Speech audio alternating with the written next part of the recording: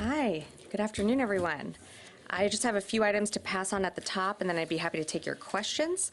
Today, the Secretary hosted the Minister of Defense from Albania at the Pentagon. The two leaders discussed their followed up on their discussions last week at the Ukraine Defense Contact Group, and while also discussing bilateral defense cooperation and security efforts. We will have a full readout soon that will be available on defense.gov. Also today marks the conclusion of Exercise Juniper Oak. This exercise was the largest U.S.-Israel partnered exercise in history. Juniper Oak integrated U.S. and Israeli fifth-generation fighter assets, the USS George H.W. Bush Carrier Strike Group, command and control elements, rescue and refueling aircraft during a long-range, large-force exercise that included live-fire exercises with more than 140 aircraft, and roughly 6,400 U.S. troops alongside more than 1,500 Israeli troops participated in the exercise. This week, the U.S. Marine Corps will reactivate Camp Blas in Guam, part of an agreement with the Japanese government to reposition Marines from Okinawa, as well as contribute to the overall integrity of integrated deterrence and bolster U.S. operational security in the Indo-Pacific region. Camp Blas will serve as a strategic hub and training area for joint forces, allies, and partners in the region. The Marine Corps has a deep history in Guam, and we are committed to continuing that strong relationship. And finally, today, the department is releasing our new comprehensive small business strategy. The strategy will guide DoD in its ongoing effort to leverage the exceptional creativity, innovation, and range of capabilities that small businesses bring to our nation's defense industrial base.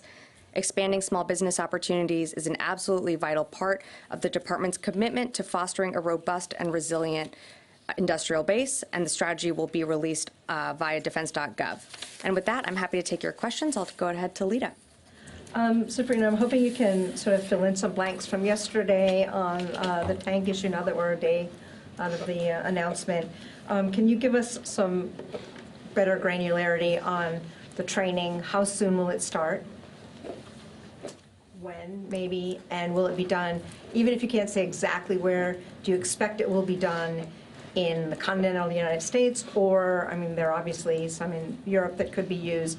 Can you just kind of space that out for us at least a little bit, and will it look sort of like the Stryker training, you know, a couple hundred, you know, several hundred here or there? Sure. So unfortunately, I think you're going to be a little bit disappointed with my answers today. In terms of how soon, I just don't have a timeline for you. We are trying to get the training set up, but as of a timeline and where that's going to be and when, I just don't have that available at this moment. But I know that's something that is certainly going to be of interest. So when we have more updates, I'll certainly be able to read that out. Great. Yeah, Jen. Sabrina, is there a shortage of M1 Abrams tanks? Is that why you're having to go through the procurement process? It's not going to allow them to be there until, you know, almost a year's time.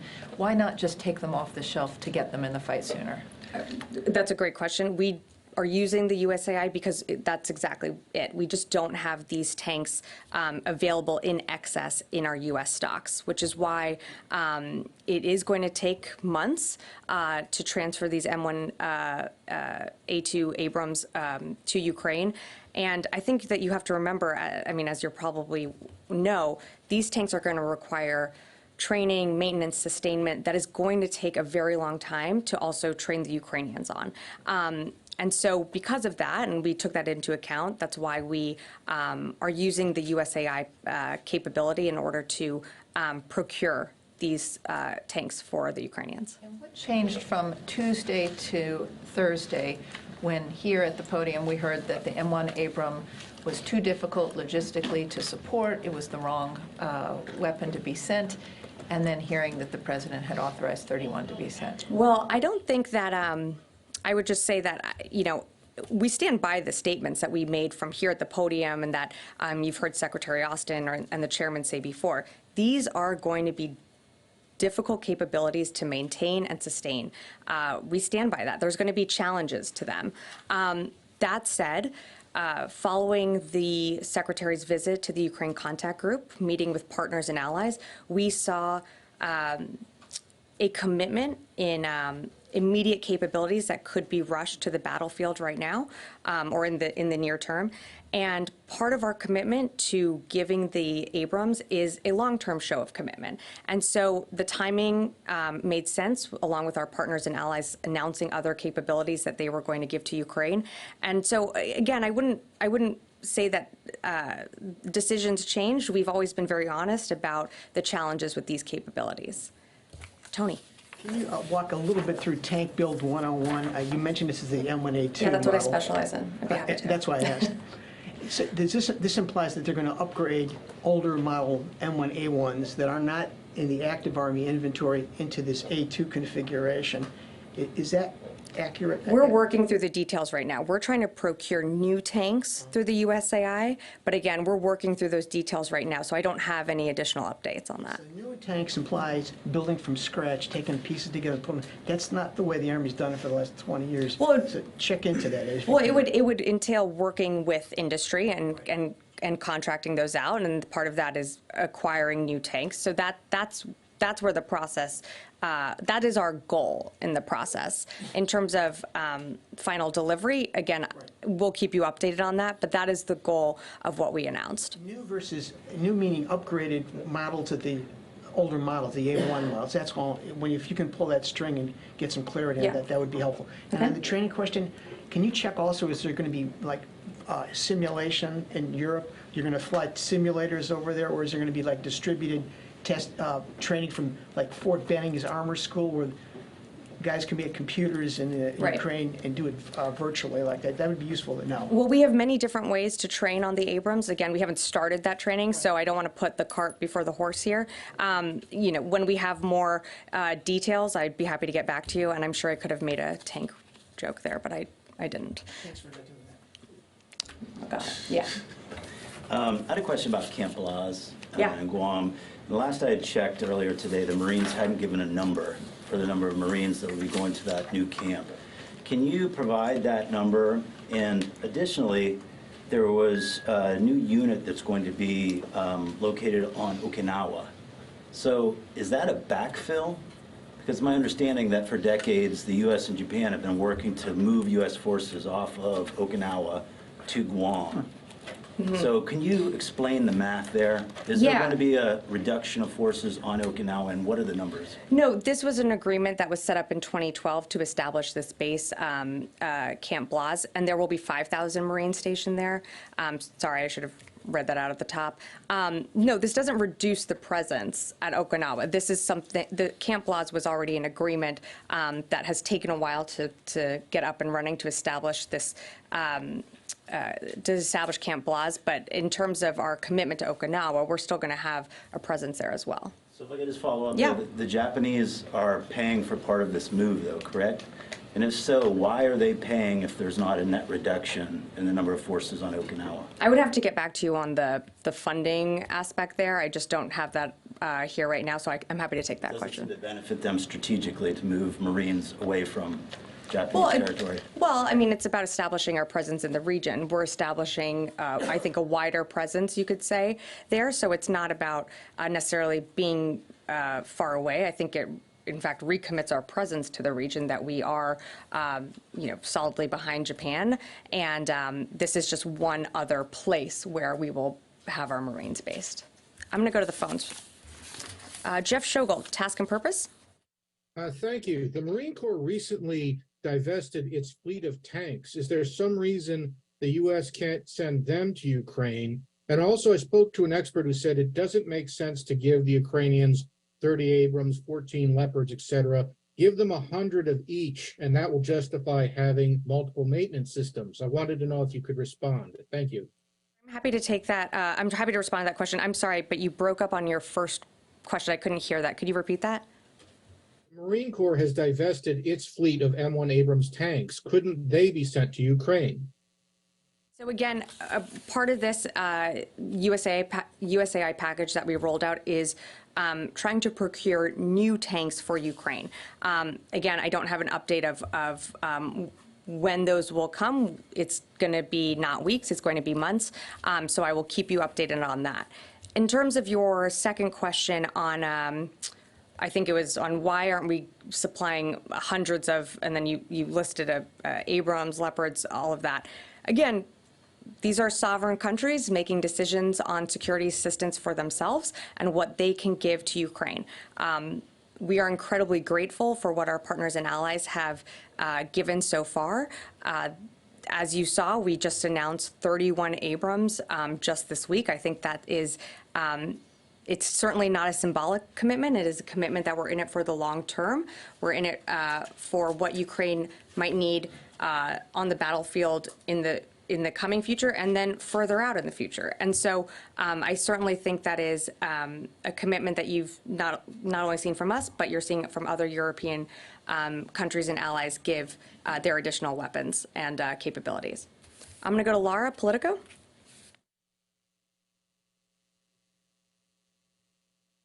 Hey, thanks, Sabrina. Sorry for delay. I needed to unmute myself. Just wondering if you could tell us whether we are sending the depleted uranium bullets along with the tanks. I'm going to get into any more details about what we're sending. You've seen the release. It's posted on defense.gov. That's about as far in detail as I will get right now, Laura. Thanks. I'll come back in the room. Janie. Thank you, Sabrina. Upcoming Secretary Austin's visit to South Korea this weekend, what agenda will the two secretaries discuss? Yeah, well, I think you'll see the Secretary certainly highlight our commitment to the region. I don't want to get ahead of the Secretary and his trip that you just mentioned, as you know, is coming up and heading out on Sunday. But again, our commitment to South Korea remains rock solid, and he's looking forward to meeting with his counterparts there. Do you have any plan for meeting with South Korean President Yoon Suk-yeol? I don't have anything to read out about a meeting now, but when more details, when we're ready to release more details on the trip, be certainly happy to get them to you. Sure. What is your view on the weapons deal between Russia's Wagner Group and North Korea?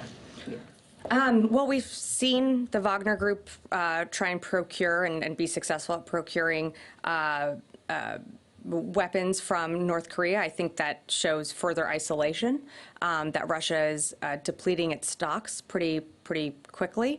And, you know, again, when you're turning to a country like North Korea, Iran, these are countries that are already isolated from an incredible alliance that has been built around support for Ukraine. And so I'll just leave it at that. Yeah. Thanks, Sabrina. This morning, AFRICOM announced that the U.S. military conducted a successful counterterrorism operation in Somalia. I just wanted to see if you can give us any details on that. Was that a drone strike? Who did it target? Was it an ISIS target? Can you name the target? How did it go? Yeah, as you know, AFRICOM put out their statement. It was a successful operation, but I just don't have further details to announce at this time. I believe they will be providing some soon. Yeah. Sabrina, yesterday when President Biden announced this tank, the tank aid to Ukraine, he said Secretary Austin advised him to do that. He did. And could you tell us, based on, because we heard from this department several times that it's not a rational, like it's not tactically, it's difficult to maintain, sustain them. Could you tell us what was the rationale behind Secretary Austin's advice? Was it a political or was it a military tactical advice? Well, I think the Secretary and the Chairman's position when it came to the Abrams has not changed. I mean, it is going to be a challenge to sustain and maintain these tanks.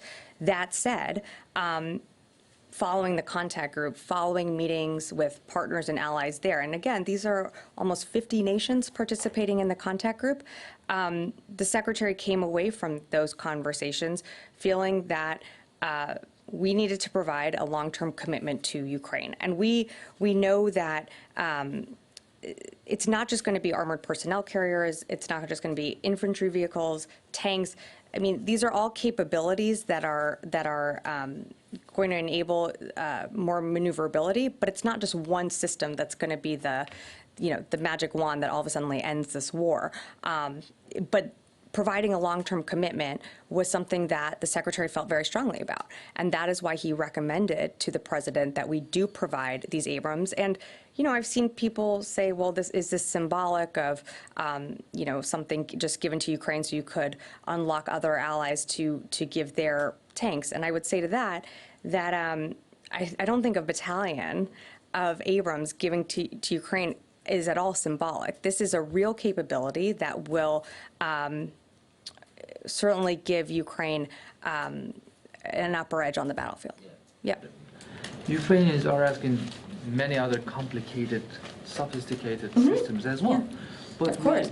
But tanks, can you explain to us, elaborate on how these Abrams are going to play into the long-term commitment? What do you mean by that? I really don't get it. Well, the long-term commitment is we don't know when this war is going to end. I mean, it could end tomorrow if Vladimir Putin decided, but it doesn't seem that he is going to make that decision. So this war could go on till the end of the year. It could go on for many years. And so by giving these Abrams through the USAI package, that shows a long-term commitment to Ukraine, and I think really sends a message that our allies and partners are united in our support for Ukraine, and we are not going to stand for Russia's, again, illegal invasion of Ukraine. If it's long-term, why not F-16s but tanks? I'm sorry, I don't understand the question. As we are talking about the long-term commitment, why we are not discussing F-16s to Ukraine? Instead, we are saying just tanks. Well, as it's going to be a long-term commitment, and Ukraine. But we haven't announced other packages. Again, we have authorization from Congress to continue to have presidential drawdowns, other security assistance packages. So we are going to continue to provide Ukraine with what it needs in the short term and the long term. I'm going to move on. Yeah. Hello. A couple of questions. Is the M1 models going to Ukraine going to be the same as the M1s that are going to be going to Poland? Because General Dynamics says Poland's getting the M1A2 SEPV3, the top of the line. Right.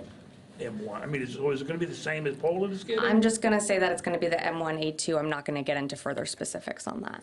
And also, can you comment on Russian? The Russian ambassador here said that this is it's an escalation of I mean, I feel like I've heard that talking point before from them when it was, whether it was the javelins that we were giving or the HIMARS and then the Patriot. Everything seems, I guess, to be an escalation. I don't view it as that. This is a war that Russia started, invading a sovereign state. And the only escalation here is the continued barrage of whether it's Russian strikes against an electrical grid or killing innocent Ukrainian civilians. That is the escalation that we're seeing. So I don't view our support for Ukraine as any escalation at all. Great. Yeah. Hi. Hi, thanks, Sabrina. So we're sending in the tanks. They could be susceptible to air attacks. Does it make sense to send in air defense, like they were mentioning, the F-16s? Is that next? And it seems like we keep pushing the envelope on what we're sending as the war evolves. So I was curious, what is the new line for us here? Well, I don't know that we've ever drawn a line. We've certainly, we're not going to take anything off the table here. We are given air defense capability systems, and we're training the Ukrainians on the Patriots right now. We've seen them make incredible use of some of the air capabilities that not just we have given, but other countries and other partners. In terms of what's next, again, I'm not going to get ahead of any packages that haven't been announced or any decisions by the president or the secretary, but I think our commitment remains, as you've seen, pretty forceful with Ukraine. It seems like Ukraine, that was the next thing they were asking for just after this decision was made yesterday with the tanks, was the F-16. So I was just curious if that was on the table or up for discussion. Yeah, I saw nothing to announce today. Thanks. Yeah. Hi. Thank you for the briefing. My question is about the follow-up of procurement of the tanks. Sure. You just said that you will provide M1A2, the top of the line of the Abrams, to the Kiev. But some reports suggest that because of the secret armor of the Abrams in the U.S. Army, the United States does not want to send its tanks and decide to order from the manufacturers rather than pulling from the stockpiles to prevent these secrets to be discovered by Russians. Can you confirm these reports? I cannot. No, I have nothing to say. I cannot confirm that report. We're giving the M1A2 variant of the tank. Again, this is something that we're trying to newly procure through the USAI, but I have nothing else to comment on that. Yes, hi. Thank you very much. I wanted to get back to the Russian allegations about this is an escalatory step by sending the tanks. You said that you've heard that type of language from Russia time and time again. Is it the sense in the Pentagon that Russia's rhetoric is just bluster and that they don't have the capacity now to really strike back or further escalate or draw some sort of red line that would escalate the conflict perhaps to a nuclear level or something else? No, we of course take what Russia says seriously. I think we've just heard that line before, that every time we announce a new round of security assistance, they always seem to say, well, this is escalatory. Again, what is escalatory is them continuing this war each and every day, where, Vladimir Putin could make the decision tomorrow to end it. You had a question on, I'm sorry, and I'm blanking on the second part of it. Is the sense in the Pentagon that there is no red line now that would cause Russia to do something, to take the war to a level that would involve NATO or an attack on NATO or the use of tactical nukes as they've threatened before? Well, again, we've seen no indication that Russia intends to use a nuclear weapon. In terms of a line that would be crossed, I would leave that to Russia to answer that. All we can continue to do is to continue to support Ukraine with what it needs on the battlefield. And that's why you're seeing immediate support flowing in right away to the country, and then also seeing long-term commitments.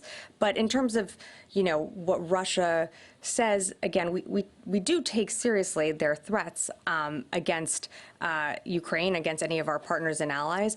But, the constant barrage of missiles coming down on the Ukrainian civilians, on electrical grids and infrastructure, again, this war could stop today. And so, we're going to continue to stand with Ukraine for as long as it takes. Would it be fair to say then that there's less pause here in the U.S. when Russia makes those threats regarding the provision of more advanced weapon systems? I mean, I'm trying to, I feel like I've answered that question, but I just want to say that, again, we've heard these comments from Russia before. We do take what Russia says seriously if they are going to threaten a partner, an ally, us. But we've heard them say before that these actions are escalatory. We are going to continue to provide Ukraine what it needs. And we are in this for the long term. And you've heard the president say that. You've heard the secretary say that. And I think our announcement this week just reaffirms that. I'm going to take a few more before we have to head out. Yeah. Recently, there was a media report saying that the U.S. decided not to deploy ground-launched and intermediate-range missiles to Japan. So could you give us comment on this? And also, I'm wondering what could be the significance of deploying U.S. medium-range missiles in the Pacific region? And also, I'm wondering if this posture planning could be affected by the recent decision by Japan to have counter-strike capability, including long-range missiles. Okay, so a lot there. So I've seen the reporting. The department has no plans to deploy capabilities to Japan with a range beyond 500 kilometers. So the reporting, I would, dispute that. I think this press speculation on the intermediate range missiles that you were just asking about, that's inaccurate. We're not going to further comment on internal discussions, but our commitment to Japan remains rock solid.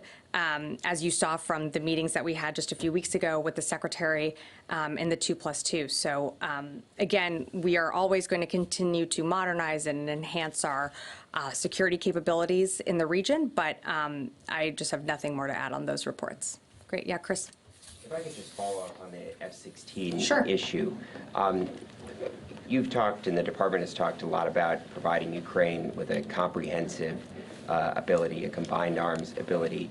I'm not asking you to get ahead of any specific announcements on specific aircraft, but why does the department view fighter aircraft, as not something that Ukraine needs so far? Well, I don't think that we've said that, but we are providing them capabilities that they need on the battlefield right now. Part of that is the armored personnel vehicles, the infantry vehicles that we are providing, the tanks. We have not said that they don't need air support. That's why we're providing them air defenses. So I'd kind of push back on the characterization of that question. But again, I'm just not going to get ahead of any future package that we have to announce. I'm going to go back to the phones here. Caitlin, New York Post. Hi, thank you so much. I appreciate it. Hey, I'm just wondering, can you tell us at all, why the German and British tanks are easier to get to the battlefield sooner? Is it really only the M1's gas turbine and jet fuel logistics issue that's kind of making it slower and needing more training? And then also to come back to Jeff's question, why can't the divested Marine Corps tanks be sent? Is there some reason that Ukraine can only receive new tanks? Or, I mean, honestly, was the decision to use these funds partly made to delay delivery? No, I would say, again, we are using the USAI to show a long-term commitment, but it's not about delay. We just do not have these Abrams available in our stocks to give the Ukrainians at this time.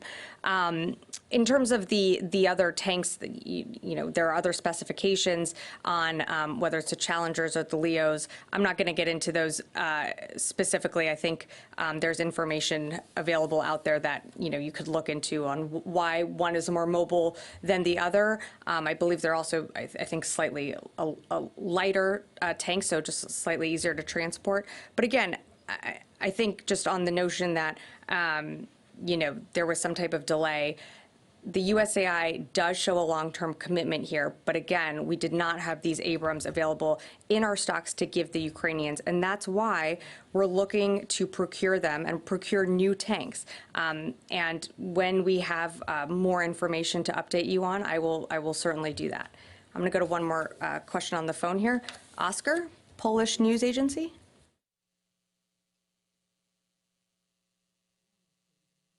Hi, thank you for taking the question. I was wondering, can you, so since the tanks will be new, will the production impact the ongoing production of and deliveries of M1A2 to Poland? And well, so the delivery to Poland is scheduled for 2025. So I'm wondering if the Ukraine delivery will not take months, but maybe years. Thank you.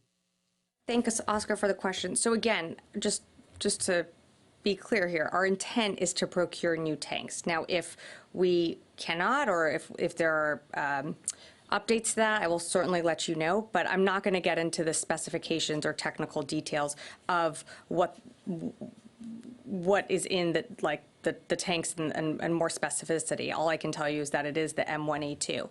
Now, I didn't put a timeline on anything, so I'm not sure where you're getting 2025 here. I just said that it's going to take months. This is a long-term commitment, but I just don't have a timeline for you of when these tanks will be delivered to Ukraine.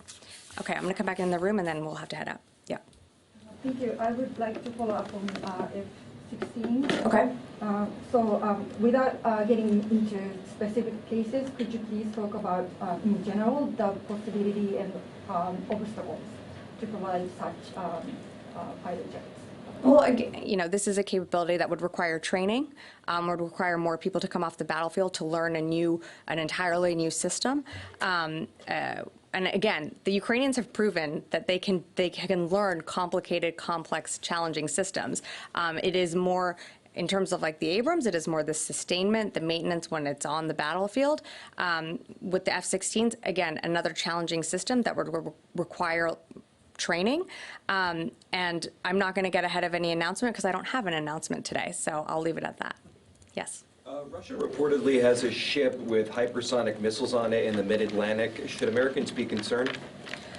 We've seen reports of that. The Coast Guard, I believe I spoke to this last week, actually, the Coast Guard is monitoring the Russian ship, but it's operating in international waters. We've seen this before. We haven't seen any unsafe or unprofessional behaviors, so I don't think Americans need to be worried about that. But we'll continue to monitor. Louis. Just to clarify, he was asking about in the Mid-Atlantic, not in the Pacific. Same as that. I'm sorry, I was remembering from last week about the Russian ship off the coast of Hawaii. Again, yeah. Sorry, can you confirm that it has hypersonic missiles on the ship? I cannot. I would have to look into that for you. I just don't know. But I would, again, we have not seen any unprofessional, unsafe behavior, and so there's no need for concern. Yeah, I'll take one more. About the divested marine tanks. I don't know if you might not have it, but can you take the question? Where are they now? What happened to those tanks?